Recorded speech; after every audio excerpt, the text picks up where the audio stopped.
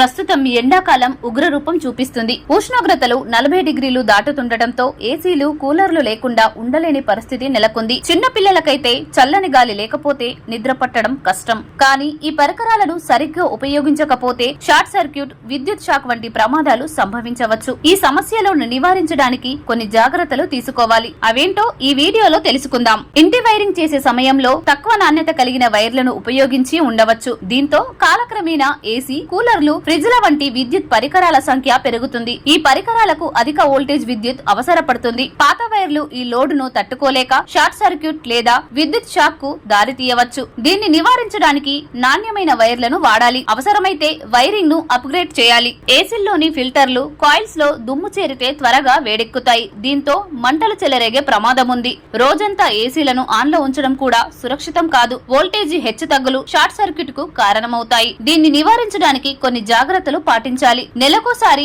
AC ఫిల్టర్లను శుభ్రం చేయాలి. ప్రతి 6 నెలలకోసారి ప్రమోషనల్ సర్వీసింగ్ చేయించాలి. ముఖ్యంగా వోల్టేజీ స్టెబిలైజర్ వాడితే హెచ్చు తగ్గుల ప్రమాదం తగ్గుతుంది. ఇంకా సీజన్ మొదలయ్యే ముందు కూలర్ వైర్లు, భాగాలను తనిఖీ చేయించాలి. కూలర్ కు తప్పనిసరిగా రంగు వేయించాలి. 4 ఏళ్ల దాటిన కూలర్లను వాడకపోవడమే మంచిది. కూలర్ ఆన్ లో ఉండగా నీళ్లు నింపకూడదు. స్విచ్ ఆఫ్ చేసిన తర్వాతే నీళ్లు పోయాలి. కూలర్ ను తరలించేటప్పుడు స్విచ్ ఆఫ్ చేయాలి. చుట్టూ నీళ్లు లేకుండా చూసుకోవాలి. ప్లాస్టిక్ బాడీ కూలర్లైనా ఈ జాగ్రత్తలు తప్పనిసరి. ఇళ్లల్లో ఫ్యూజులకు బదులు ఎర్త్ లీకేజ్ సర్క్యూట్ బ్రేకర్ లేదా రెసిడ్యుయల్ కరెంట్ సర్క్యూట్ బ్రేకర్ వాడాలి. ఇవి అధిక వోల్టేజ్ వల్ల షార్ట్ సర్క్యూట్ ను నివారిస్తాయి. ఏసీల్లోని రిఫ్రిజరెంట్ లీకేజ్ వల్ల అగ్ని ప్రమాదం జరిగే అవకాశం ఉంది. దీన్ని నివారించడానికి ఎప్పటికప్పుడు సర్వీసింగ్ చేయించాలి. ఈ సాధారణ జాగ్రత్తలతో ఎండాకాలంలో ఏసీ కూలర్లను సురక్షితంగా వాడొచ్చు. ప్రమాదాలను నివారించి చల్లని వాతావరణాన్ని ఆస్వాదించండి.